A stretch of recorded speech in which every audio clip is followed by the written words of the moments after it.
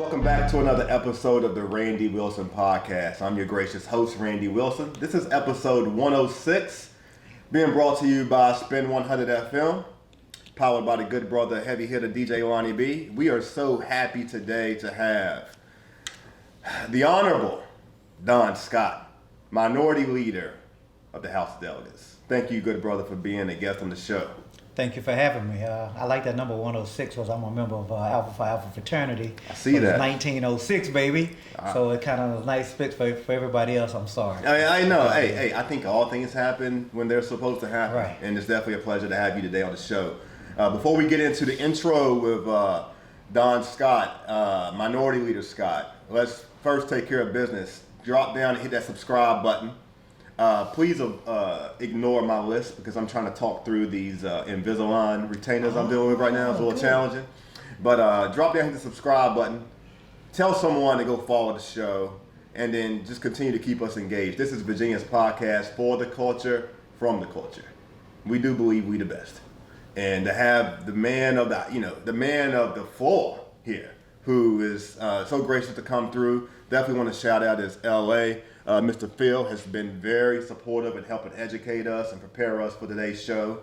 But I'm sure you're prepared for the show as well, because I think you've done a little bit of homework on the show. I mean, I've seen a couple of clips that was a little bit of, a little feistiness, and I'm just going to try to keep it 100. Yeah. But I'm also like, I ain't trying to create no controversy. I already got 99 problems, so I don't want no new ones, right? Okay. Well, we're going to make sure we, background is in behavioral health, and maybe offline at some point I can talk to you about some of my agenda items, particularly in Portsmouth, because we got some issues. Yeah, and the challenge that I have in Portsmouth is the challenge I'm having across the state, quite frankly. Across the country. Particularly when it comes to schools. Mm-hmm. And that's a conversation we may get into a little bit because I'm trying to find a better way for children with autism, particularly, to have, they're suffering with truancy issues because of their lack of ability to function throughout the day. Mm-hmm. And we need better partnerships with the schools so the kids can get therapy as well as attend school. But we're going to talk about that. We've got a lot of things to talk about. But first, we want to get into you. Alpha Phi Alpha man, family man, an attorney, minority leader of the House of Delegates. He sits on the House Commerce and Energy Committee, House Courts of Justice, as well as the Finance Committee. Correct? Correct. So he's all about the money and he's all about the peace. That's right. And graduate of Texas A&M. He's an Aggie. And he also made LSU famous before Shaquille O'Neal. Because I think you got your law degree there, if I'm correct, right? I got my law degree, but he was there at the same time. He was there at the same time? He was balling out of control. Was he? Yeah, he's a big dude. Okay, did you build a rapport with Shaq? I did not build a rapport that I would say is a long lasting. We hung out a couple of times and we saw each other a few times, but I haven't seen him since. And his birthday is like a day apart from mine. Okay. So I had a party one time there on campus and he crashed my party, which was cool. Okay. Yeah. I just actually got back from New Orleans not too long ago. Now, LSU's in a different part. Baton Rouge. Baton Rouge. But did you go over, you went over to all the time. Yeah. Ride down the Pontchartrain Bridge, go down to New Orleans all the time. I got tired of walking in circles, man. I just feel like none of the good food's on Bourbon Street. It's a trap. You just go up and down the street. That's the tourist area. You got to get out where the real folk are. So some other areas of New Orleans that a lot of folks don't. You got to go out in the wards. I went to some of them, man. I was scared though. I didn't want to see. I don't know. I was a little nervous. I was, but let's get right on into it. Again, thank you for being on the show. This episode 106. First, for our audience, that first off, I want to make sure. Let me make sure you understand the demographic of folks I know that's listening. Okay, a lot of my shows are reach. I'm constantly trying to pull different pockets, but I definitely have a strong creative base. Okay. Creatives, and quite frankly, I probably got just as many people who are engaged in the 757 as I do here. I think you do. Yeah, I got a lot of folks in the 757 who are engaged, and so I think it's important for those who may not know. Can you explain to folks what it means to be the minority leader of the House? Well, when you say minority leader, I know a lot of folks think he the leader of the black folks, the minorities. No, that's not what it is. There's a party in the majority and there's a party in the minority. And so the Republicans are in the majority. There are 100 members in the House of Delegates, and they have 52 and we have 48, so it's really, really close. So I am the House Democratic Caucus leader is another way to say it. Okay. Because we're in the minority, I'm the leader of that 48. and they blessed me and asked me to be. And that was an election. They elect the leader. You don't just get called. You don't get just appointed. You have to run, and your colleagues and your peers select you to be the leader. So I'm grateful and proud that they selected someone like me to be in this position. When you say like me, I'm from the bottom. I'm from the mud. You know what I mean? I grew up kind of in two little. I grew up in Third Ward in Houston, and then South Park, Hiram Clark. Went to an elementary school. We were talking about education a little bit offline, and I went to a school that folks probably would say underperforms. It was a MacArthur Elementary School. It was the elementary school that I remember going to first, and then I got in a gifted program, right? And they sent you to a magnet school, and I went across town to a majority white school, but I was always coming back to the hood. And you see, when you're a kid, and kids see everything. And when you're a kid, kids see the disparity. Like, why they get to ride in this car? I remember standing at the bus stop and seeing nice cars pass by. I was like, man, one day. And so you get to see the disparity. So I would go from a place like MacArthur Elementary to one of the richest areas in Houston, River Oaks. I went to River Oaks Elementary in the 4th grade. And you get to see that disparity. That's one. And two, I've been to jail before. I went to jail for 7 years, 8 months. I had a 10-year sentence for federal drug conspiracy.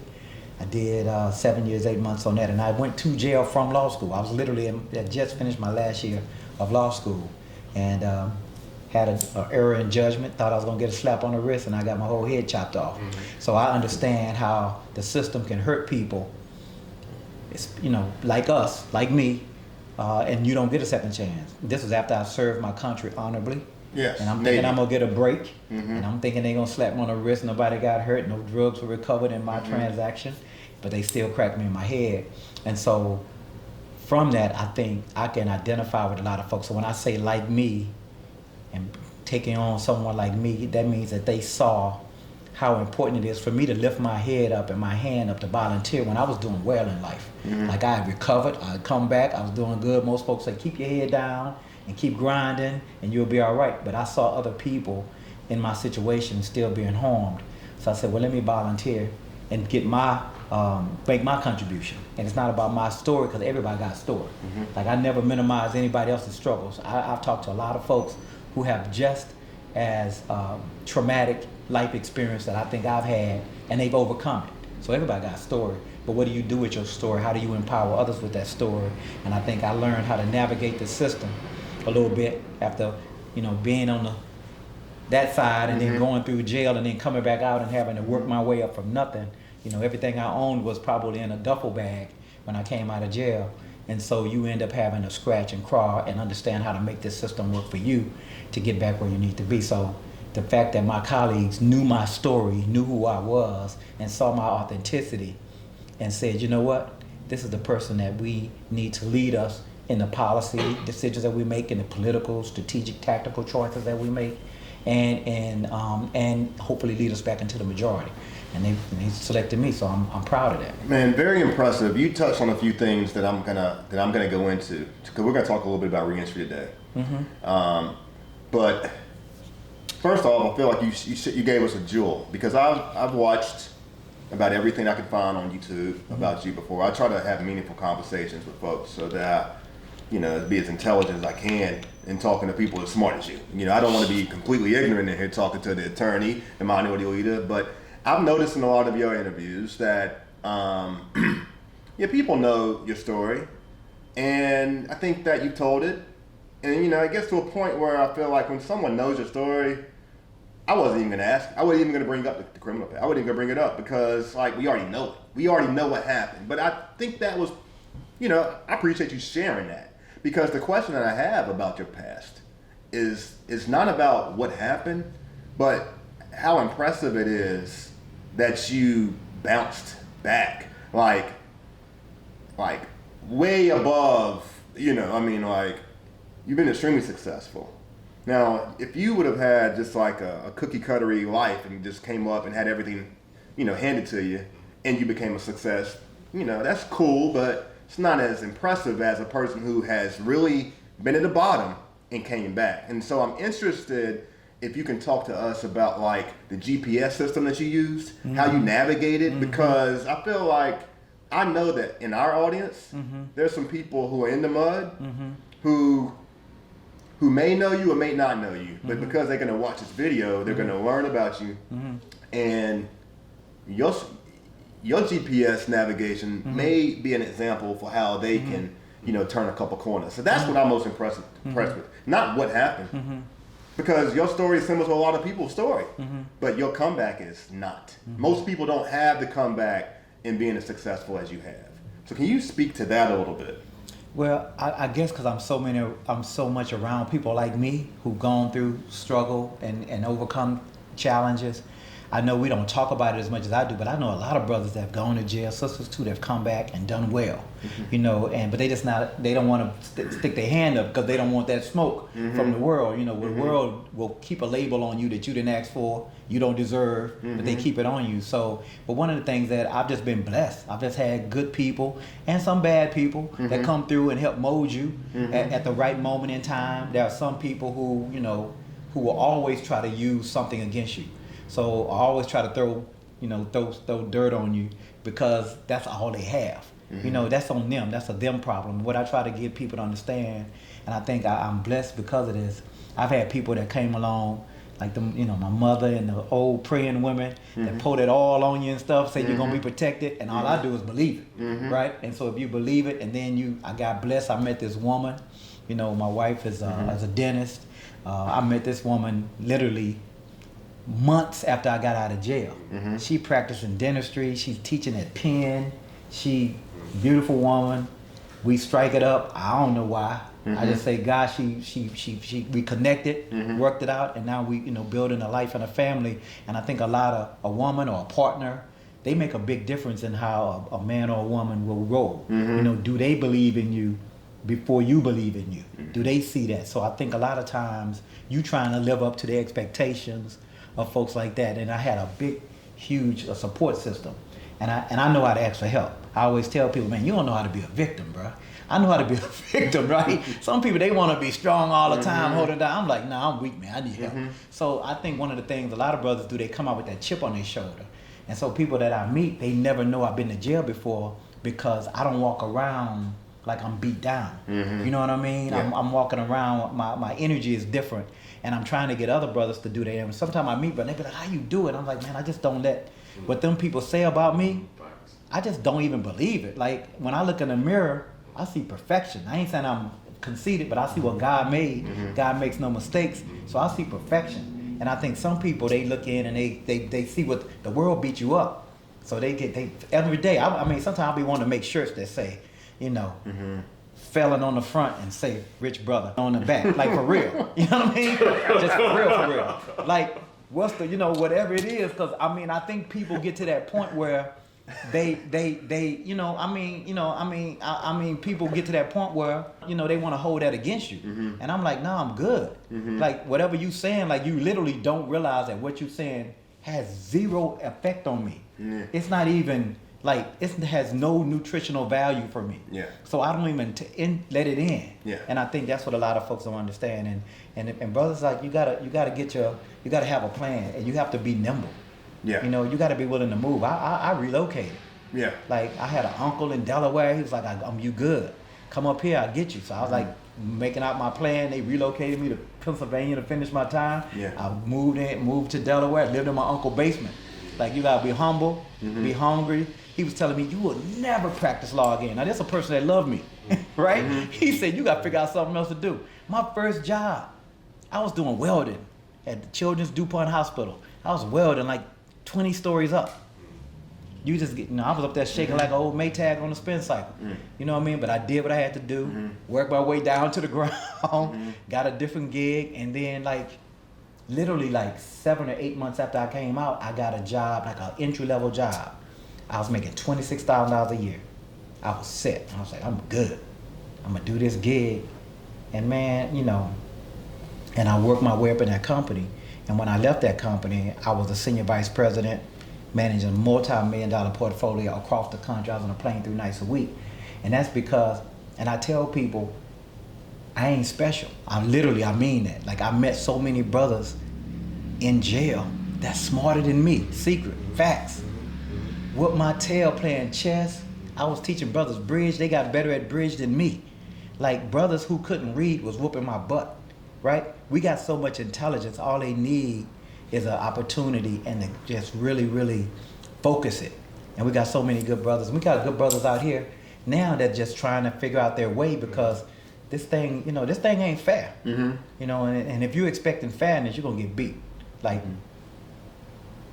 a lot of times, my own people is the ones that beat me up the most. Yeah, white folks accept me, hug me. Yeah. Good job, brothers be like, you know what I mean? The brothers are the worst, bro. Something interesting. I don't know if Phil remember this or not, but when I met Phil, he was working for Victorian, and we visited his church in Dumfries, Virginia. And if you remember the massacre shooting that happened in Northern Virginia, I think it was Malbald was the guy's name, I think. Yeah, the Muhammad's. There was a I work in the mental health field, and there was a clinical psychologist by the name of Stuart Samuel that came and spoke. And something he said has stuck with me ever since, and it kind of complements what you're saying, that labels can conceal more than they reveal. And I think that's part of what I see in you. You really, I see people every day that walk around in society, and they might as well have Christian written on their forehead because that it's their intention to come across and portray that they are holier than thou and they're great, but But check their deeds, they ain't matching up. Yeah, and the receipts show. Next question here. I give all respect to the military, and you serve in the military because to me, being all you can be, you definitely are. Because we don't even take care. We don't even really have the back of our family, more or less our community. And so when you out here and you fighting for your country, it's very noble. And then I look and I see you donated your kidney. I'm interested in how you and him what the rehabilitation process has been like. What has that because I haven't seen anything since I saw that. So now it's been a year or so? September 14th will be a year. Okay, so it's going on a year. What has the last year been like with one kidney? Oh man, it's taking your body. So I feel normal for the most part after the first few months, and now I'm constantly getting tested. So your body has to how they test it as creatine levels that your body produces. So my kidney still isn't, the one kidney still ain't where it need to be yet. Okay. But normally what happens is the one kidney, it gets strong over time. Okay. And so I'm getting strong over time, but I'm still doing what I do. I'm still running like I always have after the first few months of, recovery. Yeah. And I'm just back on my grind again, and, I'll let God handle the rest. Good. And Judge is doing great. He's doing fantastic, which is a blessing. Seeing with his grandkids and seeing with his wife, and that's why you do stuff like that. If you can do something for somebody like that, who has been a mentor. Yeah. You want to do it. You know what I mean? If it had been my brother, I'd see him like I see my brother, our big brother. You know what I mean? He was struggling. I saw him struggling. His family he had no options because everybody he had tried, they were either not healthy enough to do it. Family and friends, they were either not healthy enough or they were not a fit. And who would have thunk it that, I'm living next door to this man, that I would be a fit. Yes. So I just, like running for office, I raised my hand and said, let me give it a shot. Yeah. And it turns out I was a fit. Extremely noble thing, extremely. And I think with that story, it only complements and contributes to why folks see you as their leader. Took leadership, it appears you've shown leadership in multiple capacities, and that investment into another brother and into your community, and to someone, quite frankly, who is a judge who, has some pretty significant responsibilities every single day to continue to carry on his role for the community you serve. That's impressive. Now, you can no longer practice law in his courtroom. I know I don't practice law in his courtroom, and he didn't give me no love in the first place. Don't tell him I said that. I told some other judges up there, y'all need any body parts? So I don't have to practice in front of them anymore. But one of the things is, as a people, we don't donate. We have a lot of brothers and sisters that need organs that will not take the donor's life. And so hopefully, I think last month or the month before was African American Donor Awareness Month, and I just don't see that same energy around that than I do around some of the other issues. Well, I don't see it at all. Thing. I don't see it at all. Look, I told Lamont Bagby one time. It's been a long time ago, because I look at Lamont as, as a young man who grew up in this community and who had he had mentors, and if they, he had mentors, but he also had visual examples of black men who had achieved a level of success. I'm talking about the Henry Marshes, the Dwight Jones, and the McKeechans of the world, right? And so I said to Lamont one time, I said, I think in our community as of black folk, I feel like sometimes the problem is, and we talking about giving, donating, right? One view I think is that people work so hard, and when you grow up poor and you grow up difficult, challenged, you work so hard to get what you got. I mean, first of all, you ain't even give it to your family. You know what I'm saying? So sometimes we have this perception as younger people that we're going to get something from them, but I think when you ain't got anything, you work so hard to get what you got, you end up being stingy. I mean, it's a mentality, that, and I'm not making that correlation with Lamont or any. What I'm saying is, I think he benefited though, because he had guidance. But when it comes to people thinking that somebody's supposed to do something for you, you don't know what their journey, the trauma that they've experienced, and getting to where they have. Well, it's trust is difficult. I mean, people don't typically give without having some type of trust or comfort in that relationship, and I just think that's part of. I think that's a challenge, and it's a stigma that we have in our community that we're continuing to try to overcome. Yeah, I agree, and I think I'm hopeful that more folks will start not worrying about what you're gonna get. So that you know what I mean? Stop worrying about what you're gonna get. Yeah. When you're giving, and the universe, I'm like one of those people I'm like one of those people the universe gonna bless me. You know what I mean? I've just heard ministers preach about a baby going to the mother's breast to suck milk. Baby ain't no scientist. He don't know there's no milk in there. Yeah. He going in there on faith. If I pull, I'm gonna get some milk. And that's the way I look at the universe. If I do what I'm supposed to do, get there, I'm gonna get some milk. And I don't worry about what I'm like, is this the right thing to do at this moment? And then I just try to do it. I don't always believe me, I ain't perfect. Believe me, ask my wife. But I try to do as much as what I'm supposed to do when the opportunity presents itself, especially on something like that. That's just give. I believe in favor. I believe that if you put good energy out, you'll reap it. I agree. Because sometimes when bad things happen to me, I know why it happened. Sometimes I know it's life. Yeah. I know. But while we in Portsmouth, I want to recognize. I before that the brother's name is Leon Hill, because I attended. I think it's Ebenezer Baptist Church. Reverend Hill. Yeah. On Effingham. Yep.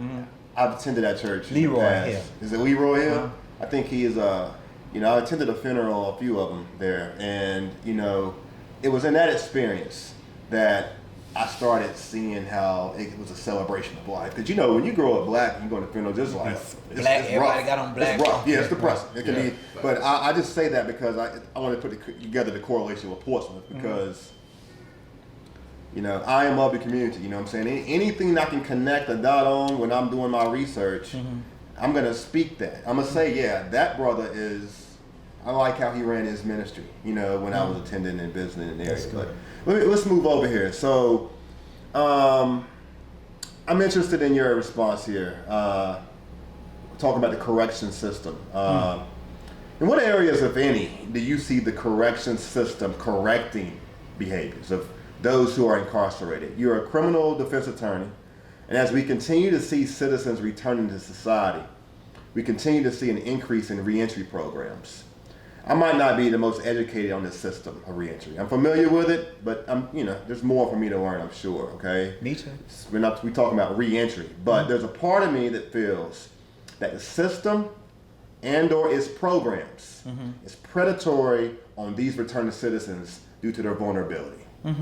So if I'm wrong, I'm hopeful that you can shed some light or a message around this, because I see a lot of programs providing a cold glass of water, air conditioning, a job list.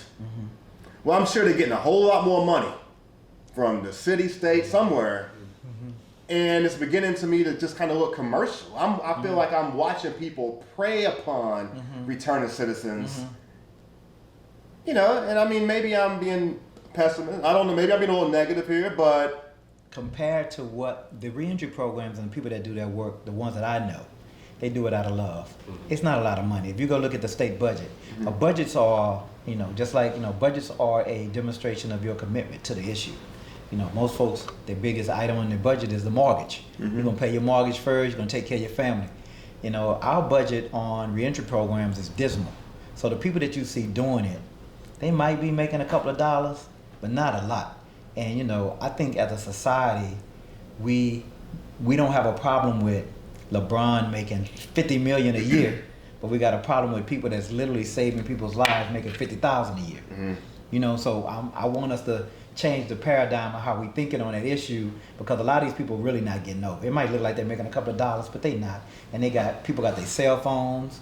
They having people get their driver's license. So the reentry game that you see, there may be some disingenuous folks in there, but most of the folks that I've met, they have been impacted because they have loved ones in the system or coming out of the system, or they've been in the system themselves.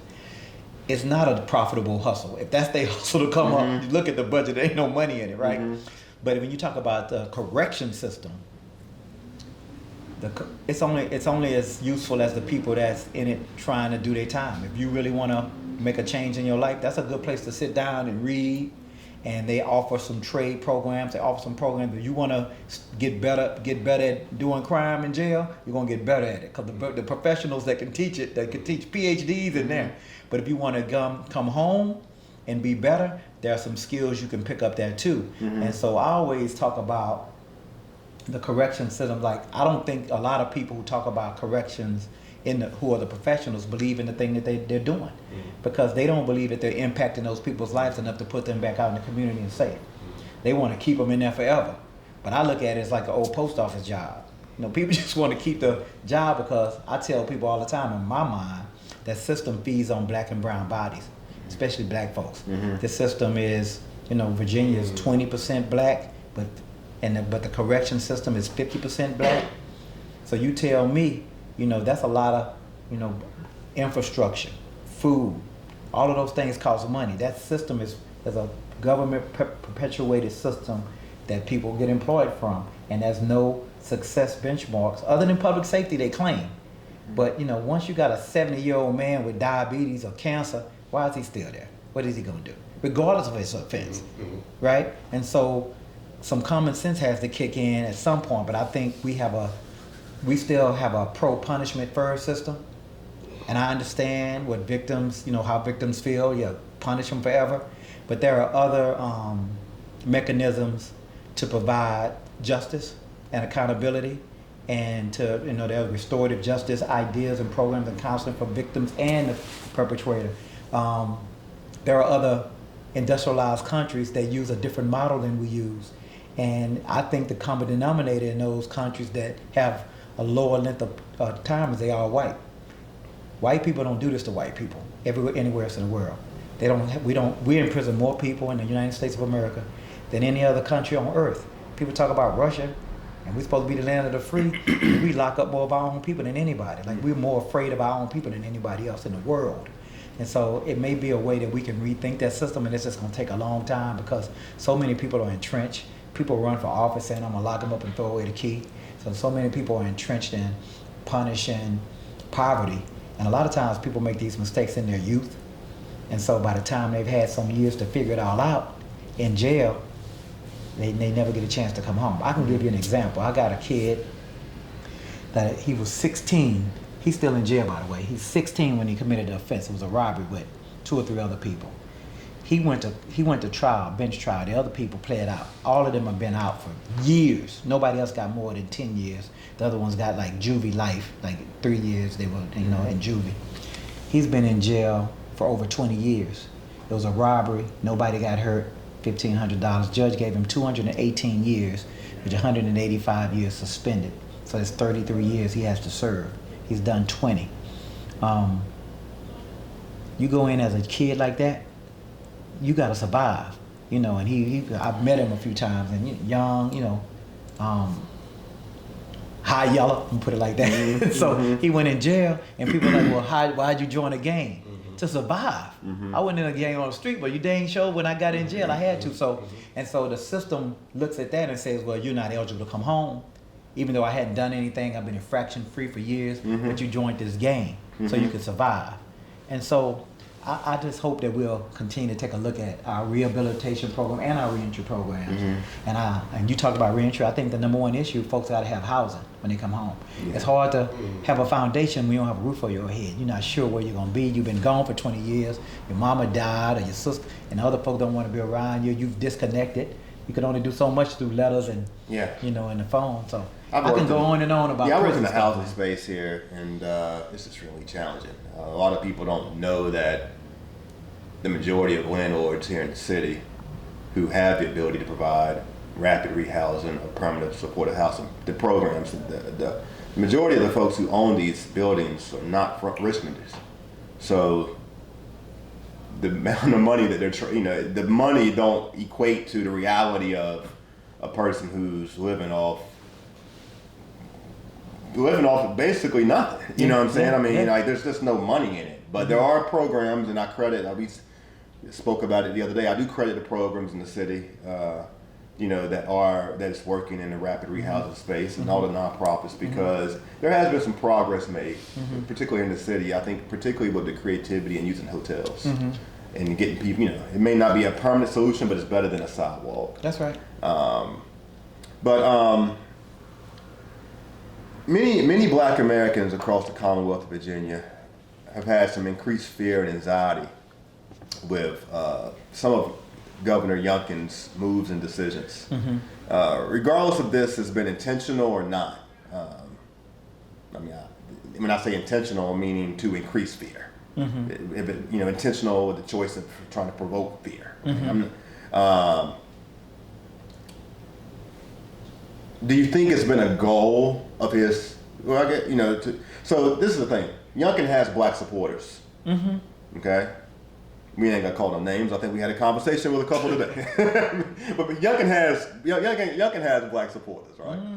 So I'm not saying that all Black people are fearful of Youngkin. I'm a type of person. I'm pro-business at the end of the day. Me too. If it makes practical sense and financial sense. Business is good for jobs. People don't understand that. Yeah. I like business because I like jobs. Yeah. You got to have both. They go hand in hand. You don't have to be anti-business and pro-worker. You have to be pro-business and pro-worker. Yes. And when you're pro-business and pro-worker, then it's a fit. It's a marriage, and that's the way it works. You can't have people with jobs without people that have to create those jobs. They go hand in hand. But but that you don't put one above the other. Yeah. And that's the problem. Now, some people that want to put business ahead of workers, and I'm saying no, they let them be right here together. But I want to specify that because as I ask this question, I'm not trying to divide us as people. No. I mean, we already are divided enough. We are divided enough. Yeah. But I think some of the things that have came from the governor's office to some degree has divided the House, it's divided the Senate, it's divided our state already. So there's a subculture. You talking about the governor or the candidate? I mean, all of it. I mean, all of it. So at the end of the day, whether it's intentional or not is irrelevant. If you shoot a gun and it goes off and the bullet hit me, then I'm shot either way it goes. This is not a court of law. So my whole thing is there are folks who have said, one of the things I think is an obligation for us is we have to say ouch when you're in pain. Like, don't not know I'm in pain. Like, you're causing me pain. So once I've told you you're causing me pain, you have a responsibility then to address that pain and say, if you're a leader, to say, hey, look, it's not my intention to cause you pain, or this is what I believe and here's why, and I don't think it should be causing you. If you understood what my motives were, it wouldn't. But, the CRT thing, that's directly to cause pain. He knows that that's going to cause pain to some communities, but more importantly, he's willing to cause that pain because he benefits, because it motivates his base. Some of the folks who still believe in the lost cause, some of the folks who still believe in the Confederacy, some of the folks who are still angry about the statutes, and they mix the CRT. To me, CRT is another code word to say Black Lives Matter. They hate Black Lives Matter. So instead of talking about Black Lives Matter a lot, I'll talk about CRT, and I'll get to the same thing. It's just a dog whistle. It's the old Southern strategy. Lee Atwater back in the day, the law and order crowd, to scare what they consider probably white suburbanites. And what we're trying to say is that doesn't work anymore, because there are too many folks on both sides of this issue that want to teach true American history. So when you start talking about CRT, like we knowing and it's not being taught, because CRT is a college level course. For y'all who don't know, we're talking about critical race theory. Yeah, critical race theory is just one of those things that was taught at the graduate level law school, really, and it's a complicated system because it really talks about how all of these policies have impacted race. So when you talk about redlining, when you talk about bank loans, when you talk about housing, when you talk about business decisions, when you talk about how communities are planned, all of that goes into what critical race theory is talking about, how these choices, policy choices, have exacerbated the wealth divide in black and white America. Nobody's teaching that in elementary school. You know what I mean? So they don't want to teach about the Confederacy because they says it makes white children feel bad. They don't want to teach about the abolitionists because they say white children feel bad. I heard a brother say, well, why do you think the white kids would only identify with the slave masters? Why wouldn't the white kids identify with the abolitionists who were helping black people for freedom? Why wouldn't the white kids identify with Abraham Lincoln? Why wouldn't, who was one of the leaders to help, free the slaves? No matter what you think about him. I know some people say, oh, Abraham Lincoln was just as bad. But, there are, white kids can identify, there are a lot of heroes in black America. Like black America would not have achieved what we've achieved so far without white support. In my own personal life, I can tell you right now, I wouldn't be here with a whole lot of, a lot of black folk helped me, but it was just as many white folks that have helped me as well. So I think the governor misses an opportunity to be a Republican, but also not try to appeal to that base. But I think he's made a political decision that for him to be successful in his run for presidency, he has to keep the base stoked. Well, you said ouch. You said ouch. Yeah. I mean, you. Oh, I've called him out several times. And so I think that regardless, the people are going to see you. They're going to see you as a political figure, as well as a cultural leader. You know that. Yeah. I'm just being me. But because you are a black man in your position as a leader, I mean, it is what it is. And we're talking about race and these things. Yeah. And so, I mean, you've called him out. You've said ouch. I think he's definitely... I don't know if respect's the right word or not to say, but he definitely heard you. Oh, he heard me. Yeah. He came talk to me about it. Do you feel like there's respect? Do you feel like there's respect there now? And where are we at now? Because it's been about 5 months, right? So it's been about 5 months. No, it's 8. It was in January. It's 8 months. Okay. So 7, 8 months. Okay. So the problem I have with that question is I don't care about his respect. See, a lot of times, and that's another thing. Like I don't care what people think. I'm gonna do the right thing. Like you doing crazy stuff, bro. And I gotta tell you. And you say you're a Christian, so I gotta say, hey, I'm not calling you saying you're not a Christian. You say you are. I'm just saying what you saying, what you doing. Them things ain't coming together. Like, you say you this, but all I'm saying is that. And so all I'm saying is like, and I want other people in the circle, because when I talked to him one-on-one in the room, he was cool. I can't tell you what we talked about, but he was cool, smart, courteous, respectful one-on-one. Now, whether he respects me as a person, as a man, I don't care. I got a job to do, and he does too. And so at the end of the day, I think it's incumbent upon everybody who has any voice, whether you're in your community or you in this leadership role, you gotta speak up to these folks, because if not, everybody's gonna think you like it. And so, I have a picture of my daughter and my wife on the wall in my office, and I got a responsibility to them and to them then to the community, because I want everybody in my community to get the same, in the whole Commonwealth of Virginia, black or white, to get the same thing she gets. And so I can't let you disrespect her. That means you disrespecting everybody, and I can't let you do that without me saying something so you can course correct. Because you might have people in your circle that telling you this is good. And so somebody got to be like, nah, this is not good. And I'm hoping that those African Americans, black folk in his circle will tell him, I know, people, when you're in that circle sometimes and you benefiting, you know what I mean? You in the house, you eating good, you know what I mean? Yeah. You don't want to tell them, nah, bro, they out there in the field struggling. Yeah. So I'm hoping that we have some people who are in his ear telling him the truth. But I feel like I'm going to tell him the truth. Yeah, I mean... and hopefully he'll tell me the truth as he sees it. And then we'll agree to disagree. in a civil manner. But is the rapport improving? Or is the relationship improving? I mean, we don't really we don't have a real relationship. I mean, I watched the interview with Chris Saxton. I think it was he's some affiliation with Virginia Free. Yeah, right. And I know he asked you the question, have y'all broke bread yet? And you said no. That was in March. Yeah. Still no, really. We haven't broke bread. You know, I think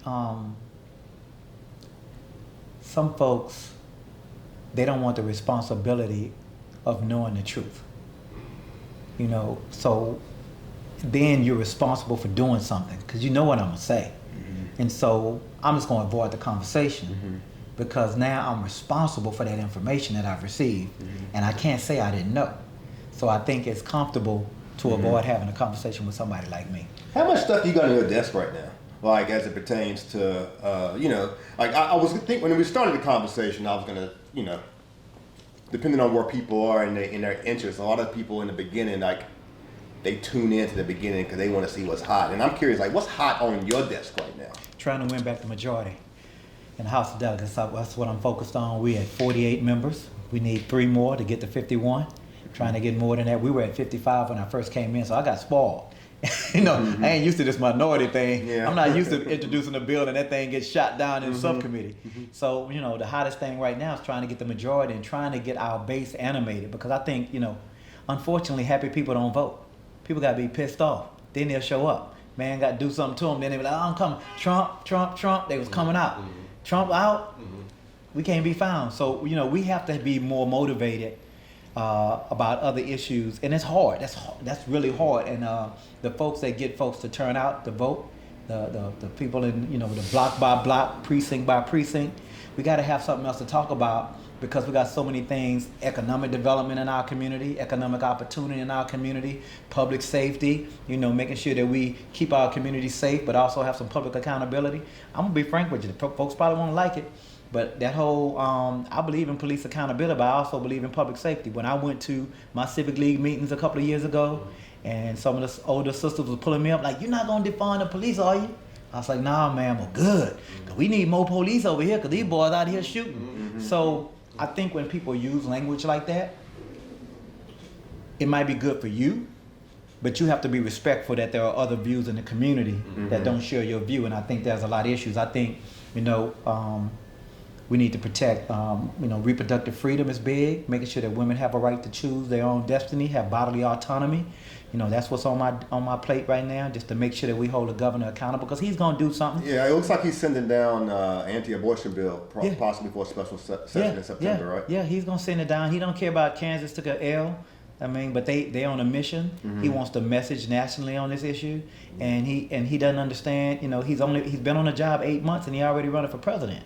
And we just like, chill, homie. You know, figure out what you're doing. You still in the probationary period at a job. If you just got a job, he's technically still in the probationary period, right? Yeah. He ain't even got his benefits good yet. Yeah. And he already sizing up the curtains in the next city. So, you know, we just saying slow down and figure this gig out. But and he's gonna do that just because he wants to create some national splash. Yeah. And you know, unfortunately, I don't know if he's running for president or vice president. You know, I mean, sometimes people run for president, but what they really running for is vice president because they just want to stay on the and I can deliver Virginia.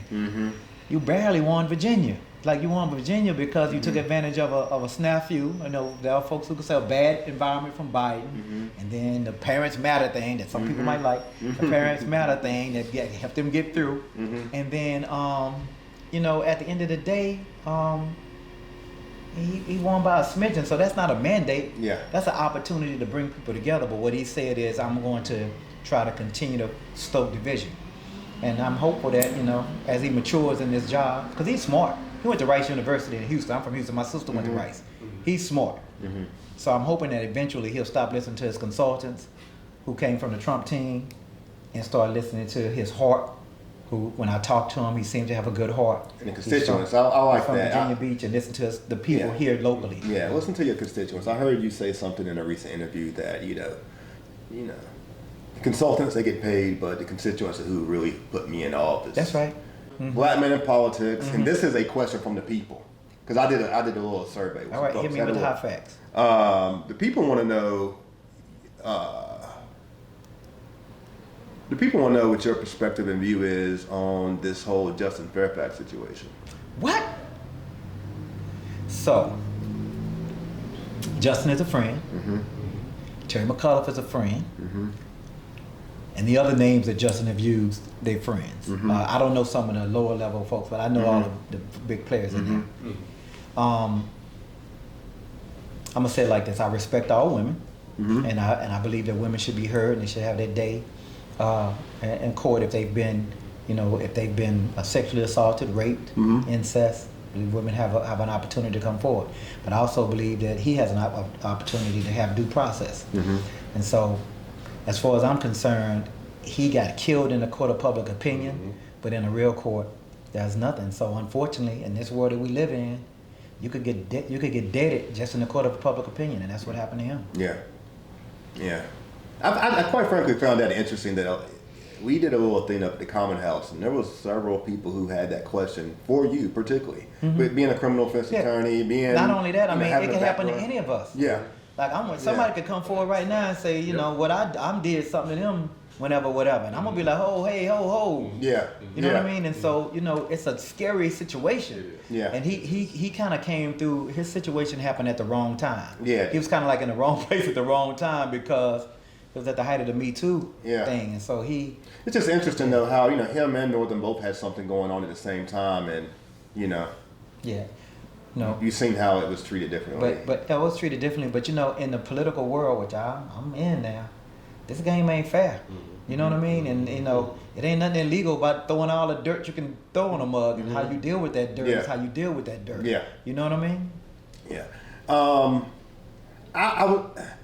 I think it'd be too easy to say what goals do you have for your political future. I mean, we know that you just said you want to get back the majority. I want to get back the majority, become the speaker, and be the first African American speaker. I ain't scared to say it. We know. I'm gonna put it right out there in the atmosphere. If y'all watching, come on, help. Send $1 to my donate. Go to leaderscott.com and give me $1, because those little donations make a difference. I want folks to know that folks are energized. Throw $1 on my thing. We kind of thought what that the man say? I got 5 on it. Put 5 on that thing. So when will you be eligible for that? We get back the majority. Then my colleagues would have to vote me to be the speaker. Yeah. Just like they voted me to be the leader. And you would be the first black Speaker of the House. Yeah, in history. I'm the first black leader of any caucus right now in the Virginia House of Delegates. We've had people with the title of leader, but they've been under the speaker. All right? Black. But we've never had a black leader of the caucus. That's what I am now. I just say that because I don't make a big deal out of it. Yeah. Because I'm just a human being. Yeah. But I think I will make a big deal out of it if I'm the first African American Speaker of the House. In the Commonwealth of Virginia, they started these problems. Yeah. You know what I mean? They started this slavery thing. And I tell people all the time when I walk in that building, and I hope some people will walk through the Capitol. For me, I see the building totally different than probably a lot of my colleagues who are white, and probably some black people probably see it this way too. I see all of the white statues and all of the shrines up to the white folks that came before, and not really a whole lot up to recognize any black leadership. So in the House of Delegates, there are photos of former speakers going around. There's no black people on the wall, right? But do the right thing, put some black people on the wall. We got to figure out a way to put some black people on the wall. And so in that thing, ain't no black people on the wall, right?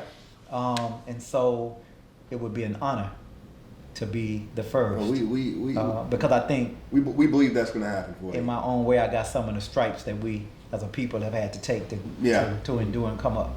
We believe that's going to happen for you. You made that pretty easy. I mean, you took the words out of my mouth. Cause that's I ain't scared. I'm going to claim it, bro. That's where we was going. Don't be scared. I'm going to ask you one more serious question, kind of, and I don't really know how to ask the question. This the last question? Before we rapid fire. Okay. And then in rapid fire, I'm going to be really impulsive. All right, go ahead. Damn, you more impulsive than you are now? Yeah. This ain't impulsive? No. All right. I don't really. I'll be honest with you. I don't have enough information to know how to ask this question. But I'm gonna tell you what I heard, and you can put it together. I was talking to a good brother, a good friend of mine, who does a lot of good work, and I'd be more than happy to make a connection for you because his work is. You might know who each other. You might know each other. Who is? I'll tell you off camera. I won't put him on camera. Okay. But he shared with me that he was very disappointed that the parole board, with some of the parole board changes, he didn't feel like the Democrats fighted enough in his previous session Now I don't know enough of what that is. I'll tell you. Go ahead. Tell me about that. You done? Yeah. Okay. So with the parole, he's upset with the people who were appointed to the parole board. He just felt like there were some things to be voted upon, and they didn't get the support that they needed. Nah. So the governor selects the parole board members when their time expires. So, and another thing he said, that when that whole Meek Mill thing came, yeah, that was probation reform. he just felt, I talked about this to all people, like, we the people don't want to see things that always look political. Right. And it wasn't, Right. from a representation standpoint, there's some people who's really been doing some work that, Yeah. Well, there's nowhere to be seen. Yeah, well, sometimes, I saw you up there though, and a good in a Norfolk brother, Michael Muhammad. You familiar with him? Yes. What else you got? I wasn't gonna say anything. Okay. Yeah, go ahead. So there are a lot of folks. But you said enough just now. There are a lot of folks. I know him. He does good work. Yeah. There are a lot of folks who own issues. Like, this is mine. Mm-hmm. I did this. I own this. Mm-hmm. And I'm not like that. Like, if you're doing it for the right reasons, you don't have to own it, right? It ain't got to be yours. I'm gonna go to parole board first. Okay. Those are governor's appointees. Okay. The governor tried to put some people on there, and the Senate kicked them back. And then he had to go again and bring some new people on that were not as blatantly political, right? We knew they wasn't gonna let nobody out. So he let some other folks in, and we'll see. I think last month he had a pretty good number, 17, 18 people got paroled. Well, what surprised him, I got to give him his props. 17, 18 people got paroled. I don't know what their charges were, but I saw the list. I was like, okay, maybe. That's hope. Like I said, I got hope for it. Having met him one-on-one. I think that once he gets over this presidential fever, he gonna turn out to be a good governor once he break this fever, and Trump go ahead and smack him out back, and then he might break, and maybe he'll start running for VP. But in regard to probation violation, that's a bill that I've been in court, and I've had to fight for people like, hold on, he going back to jail for, he had a job and he didn't call, he missed a call, or he had a job and he went out of the state and he wasn't able to get the probation officer on the phone, so they violated him. Now he got to go back to jail and do all his time. Like, I've had people get all their time for stuff like that. Like, they had suspended time, and the judge, they had 5 years suspended. The judge gave them 5 years. So we introduced a bill in conjunction with a lot of smart people. I had a bill. The organization was Reform Alliance, which is the Meek Mill organization. There was some prosecutors, reform prosecutors out of California. So a combination of having all those conversations culminated in the bill that we got done. And so because Reform Alliance was very active with it, I had Van Jones come he testified in hearing because he was doing Cut 50, an organization that he started with a Republican, Newt Gingrich, which was their goal was to cut the prison population in half, over a certain period of time. So Van Jones, matter of fact, I had tweeted something saying I was going to introduce a probation reform bill, and then Van Jones inboxed me on Twitter. I remember it was like around Christmas time. I looked at my wife. I said, "Look at this." She was like, "That joint fake." So I hit him back. So he was like, "Well, call me." So I called him. It was Van Jones, dude. I'm on CNN. Blah blah blah. I'm just a little dude, couple years in the game right here in politics, right? And so, and then that led to me meeting their team at Reform, and then Meek Mill was involved. And then Justice Ford was involved here locally. You talk about local involvement, Justice Ford, and Brad Haywood at Justice Ford, and some others was pushing this bill. And then Meek Mill amplified it. And when I told him the bill was gotten signed, his team was like, he want to come because this is what he's been working for. They tried to do it in Pennsylvania, it failed. And my whole thing is, why wouldn't you want somebody to help? Why y'all be hating? Like, don't hate, amplify the message. Why do you care who gets credit? Look how many people. I just had a case like last week where a guy got no jail time because of that bill. When he could have been, he would have left his family. I had another one where the brother got 14 days because it was a second violation. The bill, that's what the bill does. It impacted real lives, and these were people because it was a technical violation. Committed no new criminal offense. So when people commit no new criminal offense, they shouldn't be going to jail. You go to jail for committing a crime. But when you violate it, you can go to jail. Before we changed it, you can go to jail for just making a technical violation, an error, and not doing any new criminal offense. So that's what we changed. So why you care about who got the credit, who was in the video? right? You want to be all up in the video. Come to Death Row, right? Y'all remember that? You don't want your producer all up in the video, dancing, rapping. Come to Death Row. Oh, God, man. So we ain't worrying about all that. You know what I mean? We're trying to get work done. I like to get it done behind the scenes. I really do. Yeah. And we got a lot of people that want to be, front and center at all times. And I'm just trying to get stuff done because I know that bill changed lives. Yeah. The earned sentence credit bill we do. I know that bill changed lives. Yeah. Well, I know you got. I think your folks told me that Obama was coming in the city to have lunch with you or something. Man, if Obama come to town, they're gonna be mad at me. You think they hating on me now? Ooh, Lord. I don't want to hold you any longer. Yeah, but appreciate you, man. You gotta do your rapid fire. I got to do the rapid fire real All right, quick. hit me. Give me a number. Three? 3, 7. All right. I got it. 7 jewels and out. Go ahead. 7 of them. Chicken or fish? Fish. Do you eat bacon? Pork? Do you mess with The any only of that thing I hot don't pork? like about the pig is it ain't big as a cow. I eat it up. Okay. All right. All right. Number 2. When you was a young man. That's 3. No, it was a food segment. You say chicken, fish, bacon. All right, go ahead. Food. So when you was a young man, who's your celebrity childhood crush? Man, this is weird because y'all too young to know this, but Denise Williams. You remember Denise Williams? Denise Williams? Denise Williams. See, you don't even know her. She used to sing Silly. Silly of me to take the Oh, yeah, I know that song. Don't worry about it. It's in rap songs. It's been remixed. You'll figure it out. Go ahead. All right. Next.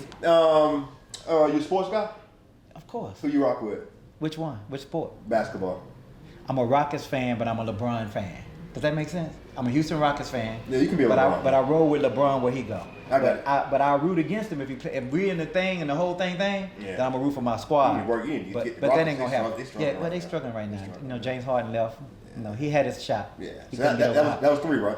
That's 4. But go ahead. All right. The fourth question here.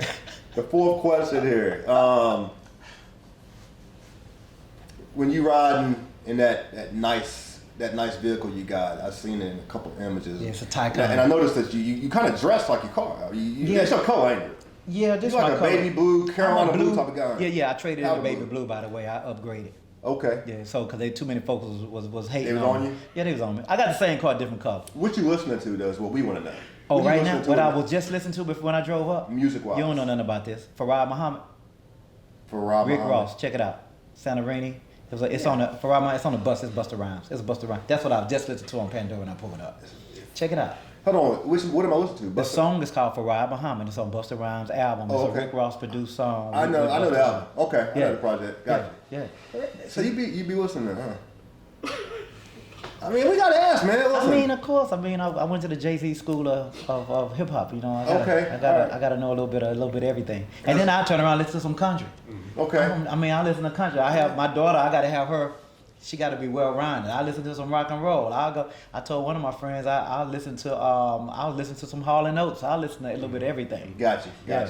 All right, we got 2 more questions, and the Uh-huh. last one's gonna be real easy. Uh-huh. This question right here is, we in August. We got a special session coming in September. Mm-hmm. What is your? Just give us one thing that you're really focused on as you approach this next session. Special session is all about making sure that the governor doesn't do more harm by hurting women and their ability to have bodily autonomy, make their own choices around their reproductive freedom. That's it. Gotcha. Keep the governor from hurting women. Gotcha. Last question, easy question. Okay. Now, granted, we just getting familiar with each other. Okay. I don't know you from a can of paint. Nah. But you But seen my height. so from this experience. Yeah. So from this experience. From the experience so far. I want you to let them know why people should tune in to this episode or tune into the next episode of the Randy Wilson podcast. I think they ought to tune in because number one, you're good on your feet. Randy Wilson, you sharp. You good on your feet, bro. Appreciate it. And you make me feel comfortable. I think you know how to get a rapport and connect with your guests, so they can tell you stuff they ain't supposed to be telling you, like I just did, or say some words we ain't supposed to be saying that need to be edited out. Editor. And then I think they ought to listen, because I think they understand the direction that we want to take the Commonwealth of Virginia, which is good for everybody. Thank you, sir. I definitely appreciate it. And, hopefully offline we can continue to build rapport. Absolutely. Because I am in this mental health space and I do have some goals. We need some help. Let me know. Yeah. We're That's definitely- a space that needs somebody to give a damn. I got an office down there, so I'll be paying you a visit. In P-Town? Well, Norfolk, Okay, Newport good. News. Okay, hit me up. Let me I'll be know. down there next week, actually. All right. Phil got me. Great, man. Phil, keep my calendar. I'm not allowed to keep my own calendar. Yeah. Shout out 1906, the Alphas, and a good brother right here, MLK, Martin Luther King was the Alpha brother. That's right. This is the 106th episode of the Randy Wilson Podcast, Virginia's podcast for the culture, from the culture.